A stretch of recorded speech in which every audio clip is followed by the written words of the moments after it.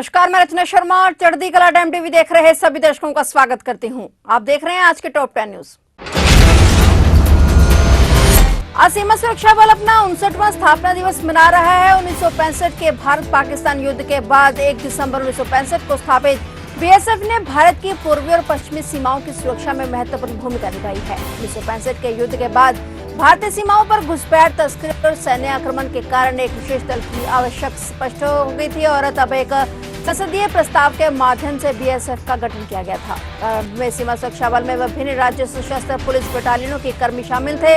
अब सीमा सुरक्षा बल में लगभग 2,65,000 जवान हैं। बीएसएफ में 193 नियमित बटालियन, 4 एनडीआरएफ बटालियन, 7 तोप के खाने की इकाइयां और 8 वाटर विंग और 1 एयर विंग शामिल है। प्रधानमंत्री नरेंद्र मोदी ने बीएसएफ के 59वें स्थापना दिवस पर इस उत्कृष्ट बल की सराहना की और कहा कि राष्ट्र की रक्षा के लिए उनकी वीरता और अटूट भावना उनके समर्पण का प्रमाण है। पीएम ने कहा कि बीएसएफ के स्थापना दिवस पर हम इस उत्कृष्ट बल की सराहना करते हैं, जिसने हमारी सीमाओं के संरक्षक के रूप में अपनी पहचान बनाई है। हमारे राष्ट्र की रक्षा में उनकी वीरता और अटूट भावना उनके समर्पण का प्रमाण है। पीएम ने प्राकृतिक आपदाओं के मद्देनजर बचाव और राहत कार्य के दौरान बीएसएफ की भूमिका की भी सराहना की। बीएसएफ की स्थापना वर्ष 1965 में भारत की सीमाओं की रक्षा और अंतर्राष्ट्रीय अपराध को रोकने के लिए की गई थी। बीएसएफ के 59वें स्थापना दिवस के मौके पर केंद्रीय गृह मंत्री अमित शाह ने परेड में हिस्सा लिया। उनका आयोजन झारखंड के हजारीबाग में किया गया। यहाँ भारतीय जवानों ने अपना पराक्रम दिखाया। इस परेड के जरिए दुनिया भर ने बीएसएफ की ताकत देखी। गृह मंत्री ने इस दौरान परेड की सलामी ली। केंद्रीय गृह मंत्री अमित शाह ने समारोह के दौरान जवानों के दब्बे साहस की सराहना की। मुख्यमंत्री भगवंत मान द्वारा आज पंजाब में गन्ने का दाम 11 रुपए बढ़ाने के बाद एक और ऐलान किया गया है। मुख्यमंत्री ने कहा कि कल 2 दिसंबर को पंजाब की सभी सहकारी और निजी चीनी मिलें नए रेट के हिसाब से चलेंगी। दरअसल मुख्यमंत्री की घोषणा के बाद किसान खुश नहीं है और किसानों का कहना है कि मुख्यमंत्री ने 14 रुपए दाम बढ़ाने की बात कही थी, लेकिन इस घोषणा में सिर्फ 11 रुपए ही दाम बढ़ाए गए हैं और जबकि इस ऐलान में कोई गन्ना मिल चलाने की बात नहीं की गई है। किसानों का कहना है कि मुख्यमंत्री ने कुछ समय पहले कहा था कि गन्ना मिलें शुरू हो जाएंगी, लेकिन इसके बावजूद किसानों की मांग नहीं मानी गई। इस बीच मुख्यमंत्री ने कहा कि पंजाब की सभी सहकारी और निजी शुगर मिलें 2 दिसंबर से नई दर के मुताबिक चलेंगी। इससे गन्ना उत्पादक किसानों को बड़ा फायदा होगा।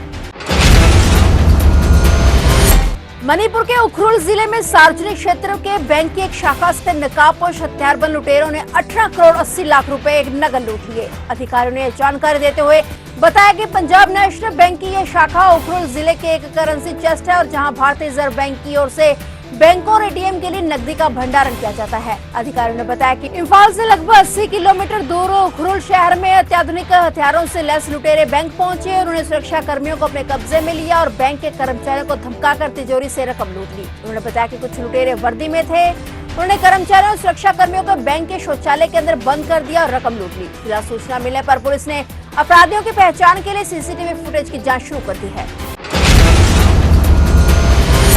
ओडिशा के क्योंझर जिले में एक वाहन के सड़क के किनारे खड़े एक ट्रक से टकरा जाने से 3 महिलाओं और एक बच्चे समेत कम से कम 8 लोगों की मौत हो गई और कई अन्य घायल हो गए। पुलिस अधिकारी ने जानकारी देते हुए बताया कि दुर्घटना घाटागांव इलाके में बालीजोड़ी गांव के पास राष्ट्रीय राजमार्ग 20 पर उस वक्त हुई जब वाहन में सवार लोग एक मंदिर के दर्शन के लिए जा रहे थे। उन्होंने बताया कि 7 लोगों की मौके पर ही मौत हो गई, जबकि एक अन्य ने अस्पताल में दम तोड़ दिया। इसके अलावा घायलों में से 5 लोगों का अस्पताल में इलाज जारी है।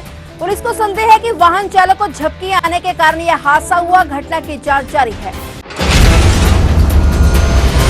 उत्तराखंड में निर्माणाधीन सिलक्यारा टनल से सकुशल निकले मजदूर अपने अपने घरों को पहुंच चुके हैं। इस दौरान उत्तर प्रदेश के 8 मजदूर भी लखनऊ पहुंचे और सबसे पहले मुख्यमंत्री योगी आदित्यनाथ से मुलाकात की। यहाँ लखनऊ के हजरतगंज स्थित नमिश्रा ने वीवीआईपी गेस्ट हाउस में प्रदेश सरकार की तरफ से इनके ठहरने की व्यवस्था की गई थी। आज मुख्यमंत्री योगी आदित्यनाथ ने इन सभी मजदूरों से मुलाकात की और उनका हालचाल जाना। सीएम योगी ने इस दौरान सभी मजदूरों के साहस की सराहना की। इस दौरान मुख्यमंत्री ने श्रमिकों को भेंट स्वरूप उपहार भी दिए। विधानसभा चुनाव खत्म होते ही महंगाई का बड़ा झटका लगा है। आज 1 दिसंबर 2023 से एलपीजी सिलेंडर और महंगा हो गया है। विमान ईंधन की कीमत में आज 4.6% की कटौती की गई है। वहीं वाणिज्यिक इस्तेमाल वाले 19 किलोग्राम के रसोई गैस सिलेंडर का दाम 21 रुपए बढ़ाया गया है। हालांकि घरेलू इस्तेमाल होने वाले रसोई गैस सिलेंडर 14.2 किलोग्राम वाले का दाम 903 रुपए का कायम रखा गया है। वहीं होटल और रेस्टोरेंट जैसे प्रतिष्ठानों में इस्तेमाल किए जाने वाले वाणिज्यिक एलपीजी की कीमत 1,775 रुपए 50 पैसे से बढ़कर 1,796 रुपए 50 पैसे प्रति 19 किलोग्राम सिलेंडर हो गई है। बता दें कि घरों में इस्तेमाल होने वाले 14.2 किलो के सिलेंडर की कीमत में कोई बदलाव नहीं किया गया है और बदली हुई कीमतें आज 1 दिसंबर से लागू हो गई हैं। इजराइल और फिलिस्तीन के चरमपंथी समूह हमास के बीच अस्थायी युद्ध विराम आज समाप्त हो गया। मध्यस्थता कर रहे देश कतर ने अस्थायी युद्ध विराम बढ़ाए जाने को लेकर कोई जानकारी नहीं दी, जिसके बाद दोनों पक्षों के बीच फिर से हमले होने की आशंका बढ़ गई। संघर्ष विराम सुबह 7 बजे और अंतर्राष्ट्रीय समय अनुसार 5 बजे समाप्त हो गया। यह संघर्ष विराम एक सप्ताह पहले 24 नवंबर को शुरू हुआ था। सप्ताह भर के संघर्ष विराम की अवधि में गाजा में हमास और अन्य समूहों ने 100 से अधिक बंधकों को रिहा किया, जिनमें से अधिकतर इजरायली थे। बदले में इजराइल की जेलों से 240 फिलिस्तीनियों को रिहा किया गया। इजरायली सेना ने हमास पर युद्ध विराम का उल्लंघन करने का आरोप लगाया। उसने कहा कि युद्ध विराम समाप्त होने पर उसने हमले शुरू कर दिए। बस में सफर करने वाले यात्रियों के लिए राहत भरी खबर है। दरअसल बस यूनियन द्वारा पंजाब भर में चक्का जाम करने का ऐलान किया गया था, जिसे अब टाल दिया गया है। PUNBUS PRTC contract workers union द्वारा 1 से 2 दिसंबर को पंजाब में चक्का जाम करना था, लेकिन सरकार ने उन्हें बैठक का समय दे दिया है। यूनियन के चंडीगढ़ डिपो के प्रधान हरविंदर सिंह ने कहा कि सरकार ने 6 दिसंबर को परिवहन मंत्री, कैबिनेट सब कमेटी और पीआरटीसी के चेयरमैन के साथ बैठक का समय दिया है। उनका कहना है कि अगर बैठक में कोई मामला हल नहीं हुआ तो उसके बाद अगले संघर्ष की रूपरेखा तैयार कर घोषणा की जाएगी। फिलहाल टॉप 10 न्यूज में इतना ही और नए समाचारों के साथ फिर से हाजिर होंगे। तब तक के लिए देखते रहिए चढ़ती कला टाइम टीवी।